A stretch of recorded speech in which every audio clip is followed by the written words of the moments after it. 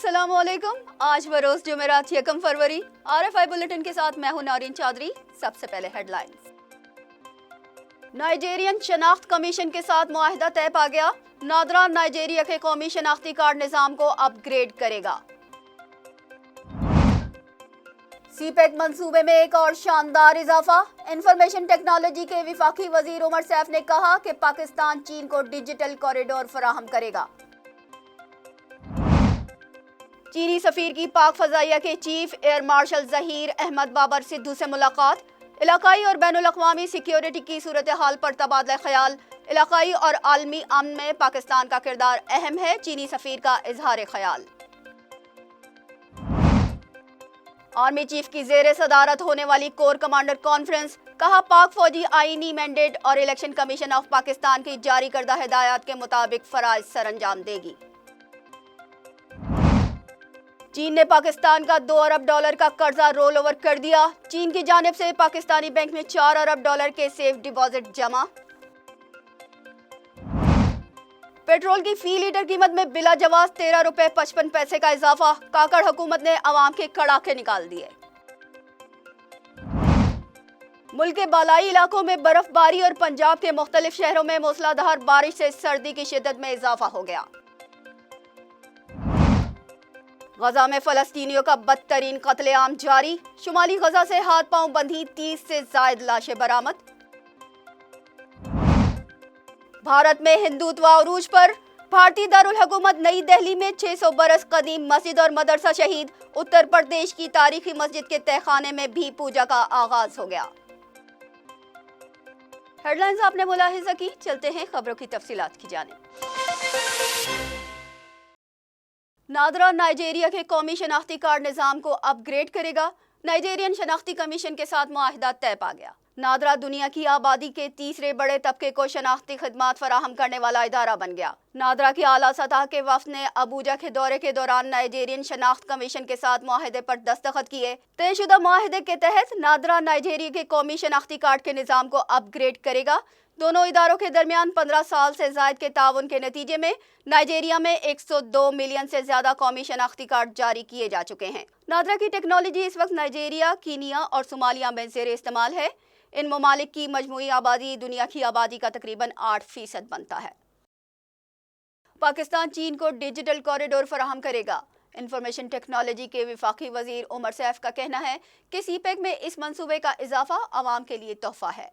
कराची में PTCL data centre में तकरीब से खिताब करते हुए वफाकी वजीर ने कहा कि इसके जरिए पाकिस्तान को डिजिटल कनेक्टिविटी का मरकज बना रहे हैं। चीन को इंटरनेट कॉरिडोर फराहम करने का मुआहिदा कर रहे हैं। इससे पाकिस्तान को 200 से 400 मिलियन डॉलर की सालाना आमदनी हो सकती है। चीनी सफीर की पाक फजाइया के chief air marshal Zaheer Ahmad Babar Sidhu से मुलाकात। इलाकाई और बैनुल अक़वामी सिक्योरिटी की सूरत हाल पर तबादला ख्याल किया। एयर हेडक्वार्टर में चीनी सफीर यांग जेडोंग पहुंचे तो उनका शानदार इस्तकबाल किया गया। चीनी सफीर ने air chief air marshal Zaheer Ahmad Babar Sidhu से मुलाकात में कहा कि इलाकाई और आलमी अमन में पाकिस्तान का किरदार अहम है। चीन और पाकिस्तान सिक्योरिटी चैलेंज में बाहमी ताउन जारी रखेंगे। इलाकाई और बैनुल अक़वामी तज़वीराती सूरत हाल से निपटने के लिए जदीद अस्करी तैयारियां ज़रूरी हैं। जबकि एयर चीफ ने नेक्स्ट जनरेशन एयरफोर्स के विजन से मुतालिक आगाह किया, जिसमें पाक फजाइया को जदीद खतूत पर इस्तवार करने और खुद इन्हिसारी के फ़रोग़ को मरकजी हैसियत हासिल है। एयर चीफ ने कहा कि तज़वीराती शराकत दारी की अहमियत से वाकिफ़ हैं। नीश टेक्नोलॉजी के हुसूल और तरबियती शोबे में इस्लाहात के जरिए पाक फजाइया की इस्तेदाद को मज़ीद बेहतर कर रहे हैं। आर्मी चीफ की जेर सदारत होने वाली कोर कमांडर कॉन्फ्रेंस में उन्होंने कहा कि पाक फौज आईनी मैंडेट और इलेक्शन कमीशन ऑफ पाकिस्तान के तहत तफवीज़ करदा हिदायत के मुताबिक फराइज सर अंजाम देगी।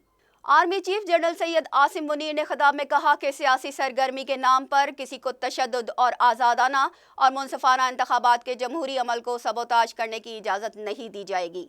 पाकिस्तान की खुद मुख्तारी और इलाकाई सालमियत मुक़द्दस और नाकाबिल तस्खीर है। पाकिस्तान तमाम रियासतों के साथ पुरअमन बक़ाए बाहमी पर यकीन रखता है। कौमी वक़ार और अवाम की उमंगों पर कभी कोई समझौता नहीं किया जाएगा।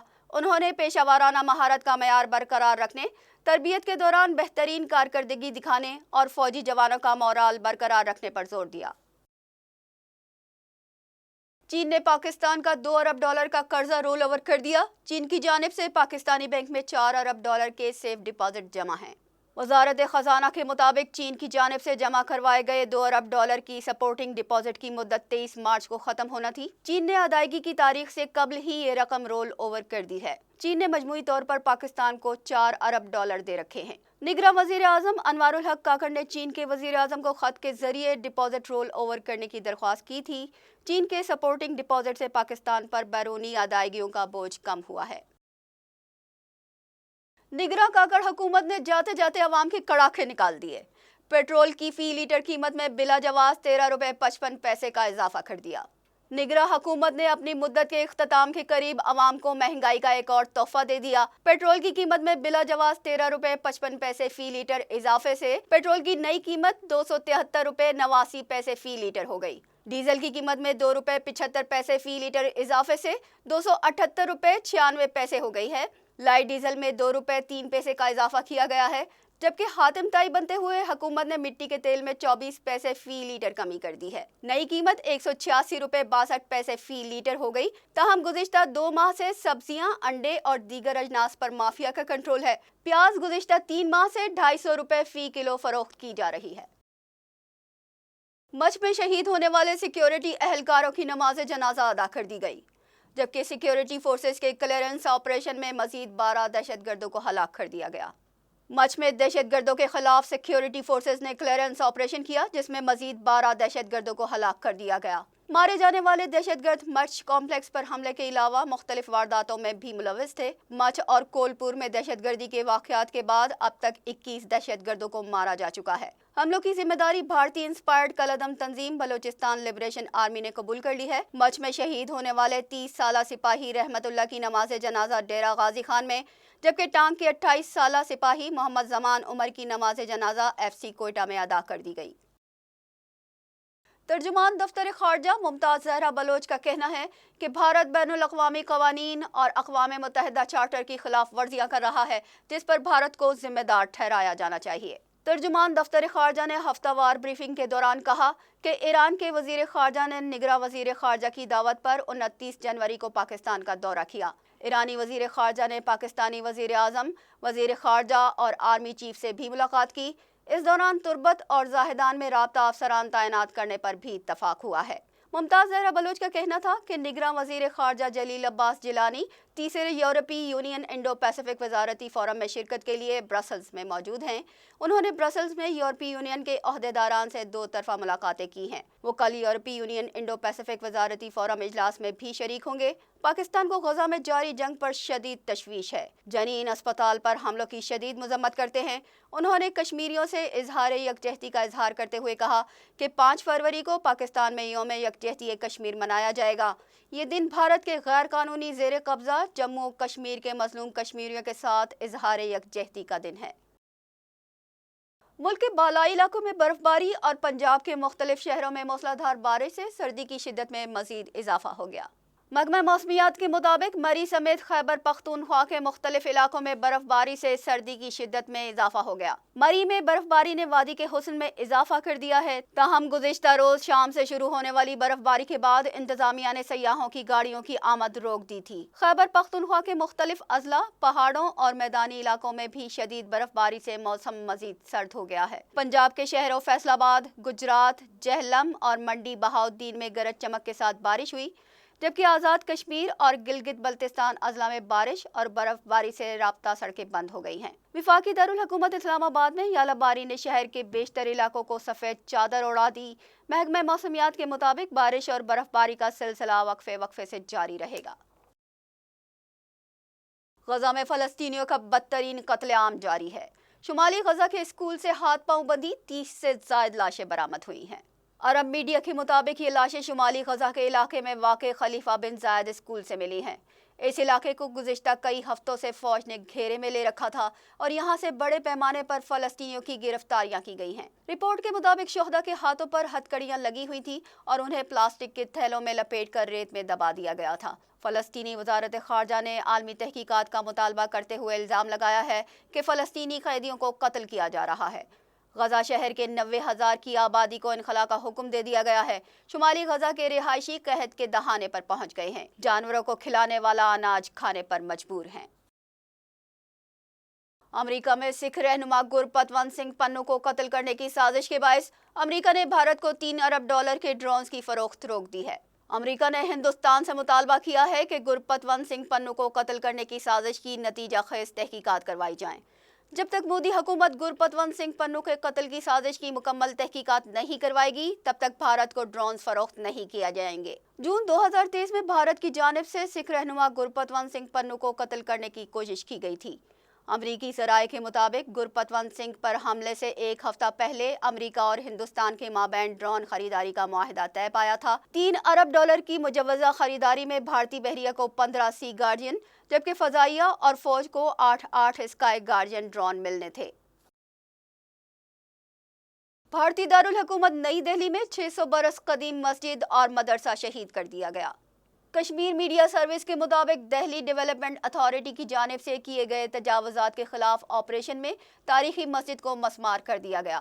تاریخی اخونجی مسجد تقریباً 600 سال قبل تعمیر کی گئی تھی۔ دہلی ڈیولپمنٹ اتھارٹی نے مسجد سے متصل مدرسہ بھی شہید کر دیا ہے۔ مسجد کے پیش امام ذاکر حسین کے مطابق انتظامیہ نے طلوع آفتاب سے قبل کارروائی شروع کی، جس کے دوران علاقے کے موبائل فون سروس بھی بند کر دی گئی۔ دہلی انتظامیہ نے قرآن پاک کی بے حرمتی کرنے کے ساتھ مدرسے میں زیر تعلیم طلبہ کے سامان کو بھی رون ڈالا۔ مسجد کے پیش امام کا کہنا تھا کہ دہلی انتظامیہ نے کارروائی سے قبل کوئی نوٹس بھی نہیں بھیجا۔ بھارت میں ہندوتوا عروج پر اتر پردیش کی تاریخی مسجد کے تہخانے میں پوجا کا آغاز کر دیا گیا۔ بھارتی میڈیا کے مطابق بابری مسجد کی شہادت اور مندر کے افتتاح کے بعد متعصب ہندوؤں نے وارانسی کے علاقے کی تاریخی مسجد میں بھی پوجا شروع کر دی ہے۔ رات 3 بجے مندر کا بورڈ لگا کر مسجد کے تہخانے میں پوجا کا آغاز کیا گیا۔ گزشتہ روز وارانسی کی ضلعی عدالت نے تہخانے سے رکاوٹیں ہٹانے کا حکم دیا اور فیصلے میں لکھا کہ کاشی وشوناتھ مندر کے پجاری مسجد میں پوجا کروائیں گے، جبکہ مسجد انتظامیہ نے ضلعی عدالت کے فیصلے کو ہائی کورٹ میں چیلنج کرنے کا فیصلہ کر لیا ہے۔ 30 سال قبل اتر پردیش کے وزیر اعلیٰ ملائم سنگھ یادو کے حکم پر مسجد کے تہخانے کو سیل کر دیا گیا تھا۔ جرمنی کے متعدد ہوائی اڈوں پر سیکیورٹی عملے کی ایک روزہ ہڑتال جاری ہے، پروازیں منسوخ کر دی گئی ہیں۔ اس ہڑتال کا اعلان جرمنی کی ٹریڈ یونین ویرڈی نے کیا ہے۔ یہ ٹریڈ یونین جرمنی کے ہوائی اڈوں پر سیکیورٹی کے عملوں میں شامل تقریباً 25,000 ملازمین کی نمائندگی کرتی ہے۔ ان ملازمین کا مطالبہ ہے کہ ان کی تنخواہیں بڑھائی جائیں۔ ان کی جانب سے متوقع طور پر جمعرات کی صبح سے رات 12 بجے تک جاری رہنے والی اس ہڑتال کے باعث نہ صرف مسافر کو لانے لے جانے والی پروازیں بلکہ مال بردار جہازوں کی آمد و رفت بھی متاثر ہوئی ہے۔ اس کے ساتھ ہی نیوز بلیٹن اپنے اختتام کو پہنچا۔ ہمیں دیجیے اجازت۔ اللہ نگہبان۔